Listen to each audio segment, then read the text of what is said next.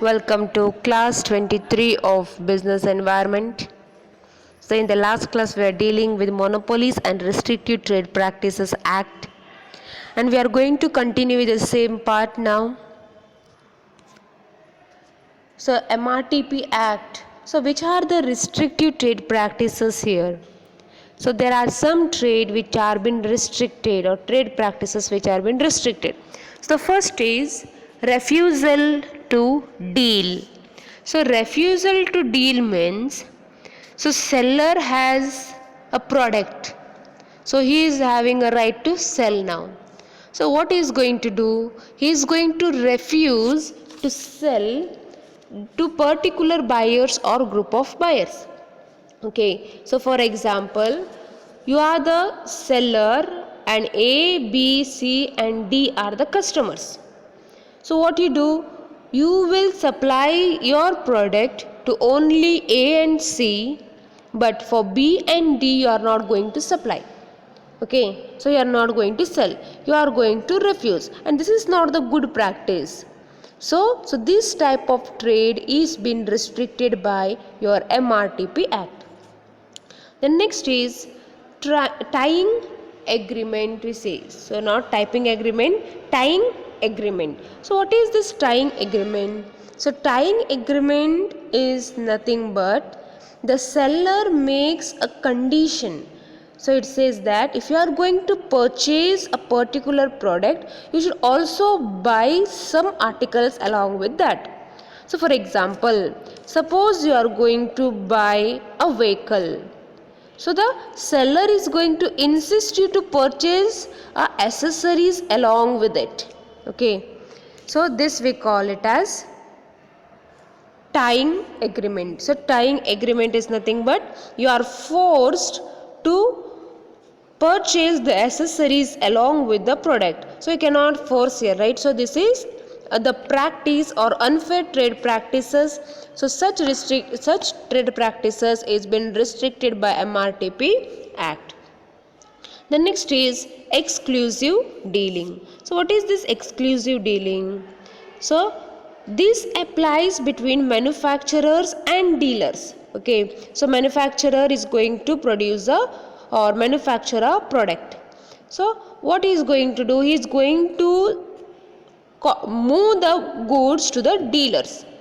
Okay, so now the manufacturer is going to put a condition on dealers saying that you should deal only with my product.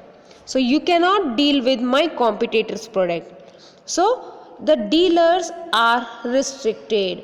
So dealers are not allowed to deal with the brand of competitors. So exclusive dealing is an unfair trade practice, and this is been restricted by Monopolies and Restrictive Trade Practice Act. The next is collective agreement. So what is this collective agreement? So it is an agreement between two parties. So between the producer and the suppliers. Okay. So what happens here? Supplies, so producers and supplies in the nature of cartels. So what is this cartels? So cartel is nothing but a group of individual. So group of individual who work together in manipulating the prices. So we call them as cartels. So here cartels are undertaken to restrict the supply of goods and increase in demand, which result in increase in price. So cartels are of two types. So we can say price cartel and quota cartel. So what is this price cartel? You are going to manipulate the price, or the group of individual work together to manipulate the price. So we call it as price cartel. Okay. So seller will agree to sell at a particular price only. Okay. Then quota cartel. So here quota means what? So limited quota. So the supply limit is fixed and each supplier is given a particular limits. Okay, so your quota means here limits. So particular limits of supply. So only this much you can supply. So this we call it as collective agreement. Okay. The next is discriminative practices. So what is this discriminative practices? So there is a, for example, there is a shopkeeper, okay, and the shopkeeper is your relative and not your friend's relative. So what is going to do? He is going to provide you the product at discount. So only for you because you are the relative. But for others, so he is going to charge more or the similar value. So discount is given only for the specific group, okay, specific group of buyers. So what happens here? Discriminative means you are going to treat each one in a different manner. So this we call it as discriminative. So giving preference to some or some group of buyers by giving special discounts or the retailer's concession, etc. So this we call it as discriminative practice, which is not a good practice. So such practice has been restricted by your Monopolies and Restrictive Trade Practice Act. The next is your resale price maintenance. So what is this resale price maintenance? So any agreement to sell goods on a conditions that the prices to be charged on resale by the purchaser shall be price stimulated by seller. So you are going to sell it to someone, what it means, you are the seller and the next one who is going to buy it, so that person is a purchaser, and the purchaser when is going to resell it, so the price what the reseller is going to decide, so that will be decided by the seller of the goods. Okay, so unless it is clearly stated that the prices lower than those prices may be charged. Okay, so here the next is boycott. So what is this? So members of the trade association agree not to apply for tender without approval of their association. Okay, without the permission of the association or without getting the approval from their association, they are going to apply for the tender, or not to execute order of any customer without getting approval from their association. Okay, or either they are going to apply for the tender without the permission of their association, along with that, so they are also going to execute the order without the permission of their association. The next is restricting number of suppliers. So which means an agreement which restricts the number of producers and suppliers. Okay, the next is area restriction. What is this area restriction? Area restriction means, so this is a trade practice where the manufacturer imposes a restriction on the dealer to supply supply in a specific area only, to operate in a specific area only. So what happens? So there is a area restriction. Okay, so the next we'll move to the next act called as Indian Contract Act. So what is this Indian Contract Act? Indian Contract Act, so every business is governed by Indian Contract Act. So before that we will study what is this contract. So contract is nothing but, to be a contract there should be an agreement. So it is said that any agreement enforceable by law is called as contract. Okay, which means there should be agreement, and the agreement, what is that should be enforceable by law, which means it should be lawful. Okay, so it should not be illegal. So for example, I am going to give you the example of two. Suppose A is going to agree with B that I am going to sell the product to C. Okay, so both are going to agree. So this is enforceable by law. Why? It is legal, right? It is not against the law. So you can deliver the goods to someone else. So, but here, in second case, A and B. So A is going to enter into the contract, or A is going to agree with B that if B is going to kill C, the money will be given to B. Okay, so sorry, A is going to kill C and B is going to give money to A, which means A and B gets into agreement that so C should be killed. Okay, so A says I am going to give you the money if you kill C. So this is not legal and this agreement is not enforceable by law. So any agreement that is enforceable by law, we call it as contract. Okay. So here there are some special kinds of contract. So another thing is, in the contract you should have consideration. Okay, what is this consideration? Consideration is nothing but both the parties should get something in return. Okay, both the parties should get something in return. So for example, I have given you the illegal thing, right? The agreement which is not valid. So like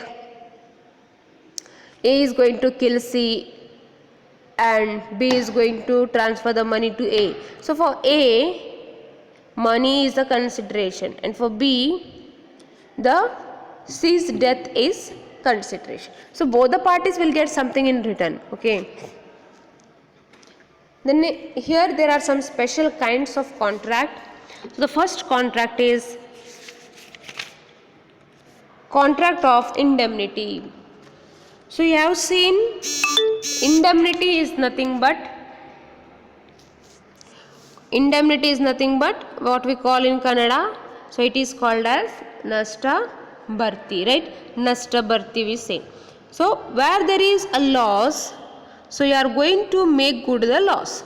So contract by which one party promises to save the other from loss caused to him by the conduct of promisor himself or any other person is called as contract of indemnity. So for example, insurance business. So insurance business fall in this category. So person who promises to make the loss good is indemnifier, and the person whose loss is made good is called as indemnified. Okay, so there are two parties, indemnifier and indemnified.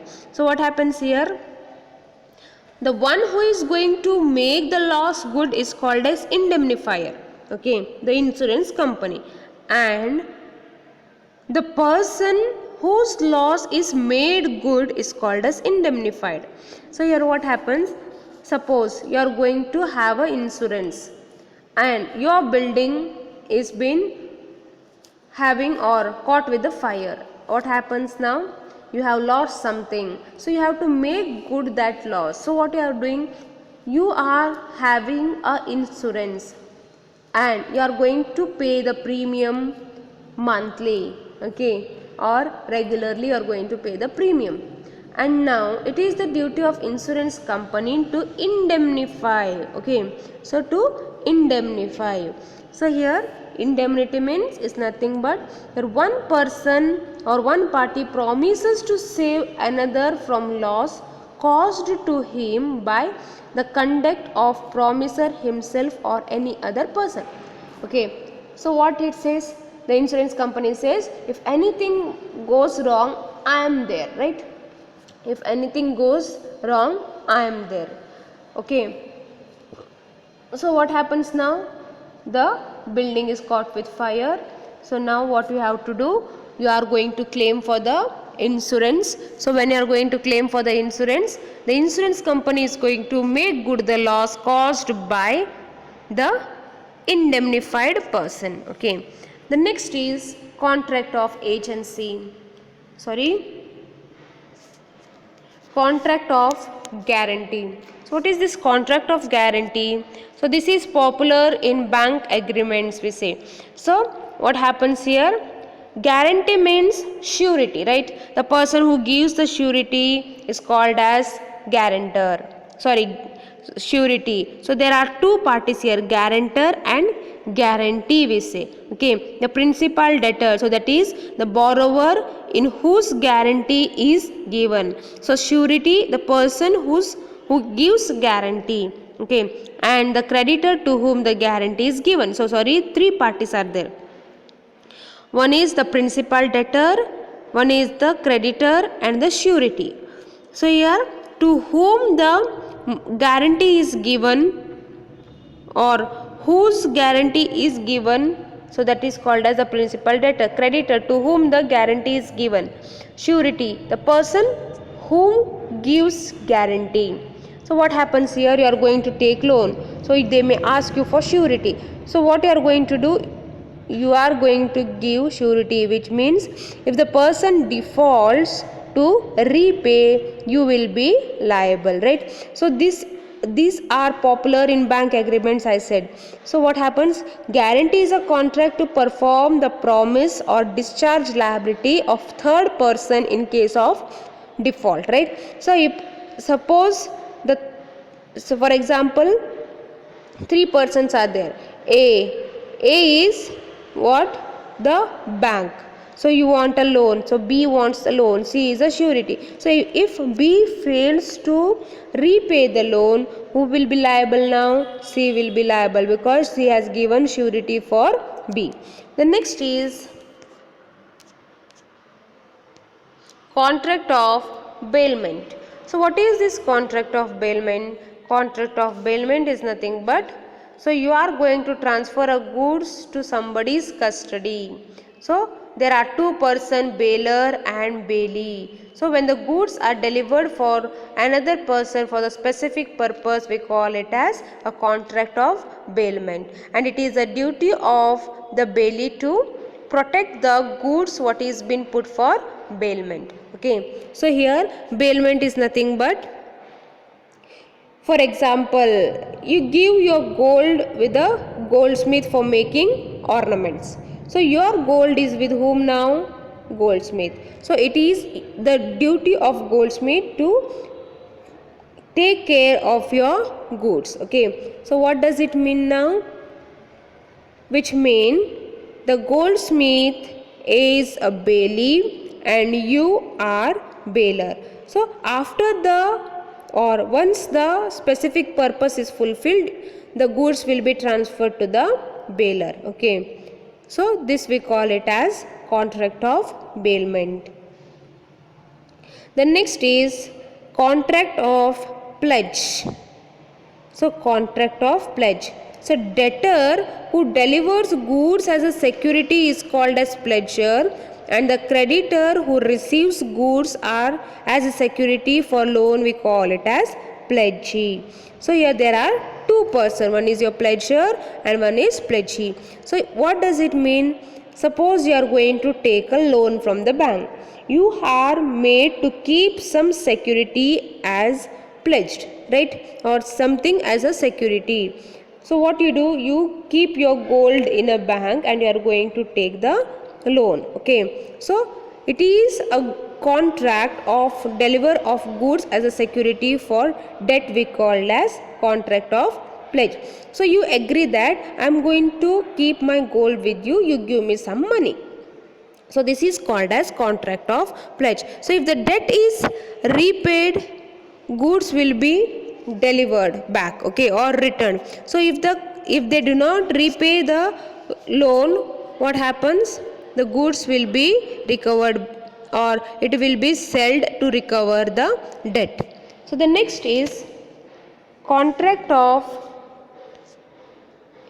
pledge. So contract of agency. So what is this contract of agency? Contract of agency is nothing but it is a relationship between agent and the principal.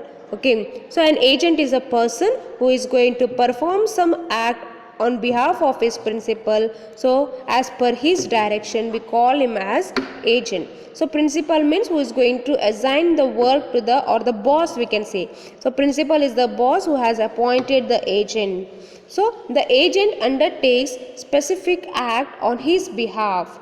Okay, so for example, shareholders are the owner and the shareholders have some agents called as the board of directors who acts on behalf of the shareholders, because shareholders cannot take an active part in the business. So what they do? So when they are not able to come and deal with the business affairs, in the day-to-day affairs, because they have scattered in the different places.